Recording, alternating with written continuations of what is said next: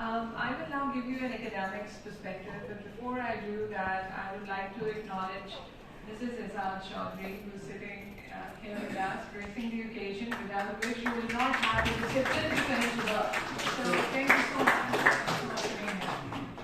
I thank you, Ambassador Aizaz, for choosing us to have your book launched at the University of Lahore, and also giving me an opportunity to share my thoughts about the book. Let me say at the very outset that I, as an academician, have benefited immensely from the experiences and contributions of brilliant practitioners like you all sitting around the table. While conducting archival research on US non-proliferation policy towards Pakistan, I was both delighted and disappointed. Delighted because I was able to dig out how dexterously Pakistani officials, braving all the odds, exploited and used the US to help our country bear its teeth. But I was disappointed because us Pakistanis, especially the scholars, could not have known about those and other great exploits that were happening on Pakistani sites. I had zero access to archives in Pakistan. And then the fact that I got to know about those, that story, not from my own country, but from another, is something that still unsettles me.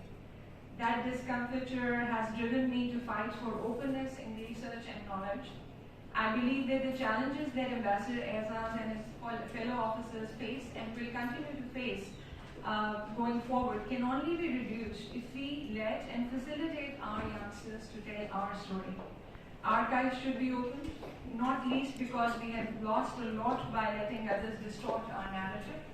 Remember, if we don't write about ourselves, our enemy is going to do the honors, and believe you me, they're out there discrediting Pakistan through the disinformation campaign that we all are fighting in our own capacities.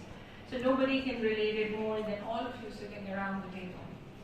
Ambassador Aizaz has eloquently given Pakistan's perspective, outlined the challenges and opportunities that Pakistan should prepare for, and shared his candid thoughts on how Pakistan should reorient its policy in ever-changing regional and global environments. I'm happy to note that Ambassador Aizaz has stressed the need for meaningful and substantive collaboration between academic institutions, think tanks, and the government. Absent opening primary sources for Pakistani and foreign scholars, this linkage cannot be established. If our intellectual response is sharp and well-grounded, our diplomatic efforts will not only be forceful, but they'll also be effective. Ambassador Aizaz has correctly identified some of the most pressing challenges that Pakistan will face as far as its foreign policy is concerned. I cannot agree more with Ambassador Aizaz's emphasis on our ties with China, something to which Ambassador Shamshad has also mentioned, and Ambassador Aizaz correctly dubs them as non-negotiable. Other than these ties, what is non-negotiable is the need for Pakistan to tread the path of peace and robust economic development. As Ambassador Aizaz rightly sheds light on the importance of the China-Pakistan economic corridor, it is imperative that we do our homework with a view to jumping on the economic connectivity bandwagon. That said, as rightly pointed out again by Ambassador Aizaz, Pakistan has to steer clear of the brewing Sino-US rivalry. Scholars like us are grateful to Ambassador Aizaz for sharing with us through his book the dynamics of Pakistan's ties with both India and the United States.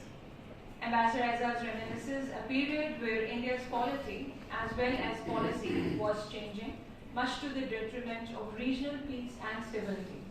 Pakistan cannot afford to sit back and think that a very different and a dangerous India can be tackled with old policy tools. Pakistan needs to diligently combine a spectrum of policy options to craft a coherent approach towards India. Pakistan has no option but to keep its guard up against India, given that the country's conundrum has morphed. As the Asian provocateur in the region, India could disrupt Pakistan's efforts for enhancing the prospect of its economic connectivity. Its subversive activities would be backed by a sustained disinformation campaign which is aimed at hurting Pakistan's international image, and Ambassador Aizaz's memoir gives a timely warning about all of this. What Pakistan has to do now is to muster strength and unity at home as it can. Ambassador Aizaz is right in arguing that country's leadership must be firm and visionary so as to see through the threats and opportunities and safeguard Pakistan's interests. I, like Ambassador Aizaz, am convinced that once united, we can do great things for Pakistan. Today, I believe it is essential that we commit ourselves to realizing our immense potential. Rather than seek gratification from others, Pakistan must focus on taking on a leadership role in the region. Our diplomatic efforts, they need to be recalibrated in line with new realities of the region. To me, regional connectivity would remain a pipe dream if Pakistan does not take the plunge and improve people-to-people contacts with countries that are in Central Asia and our broader neighborhood. Ambassador Aizaz's emphasis on public diplomacy and diaspora engagement is logical, to say the least. What you and your team did to develop a public diplomacy framework is but commendable. I hope that the structure is strengthened with a view to making it more vibrant and effective.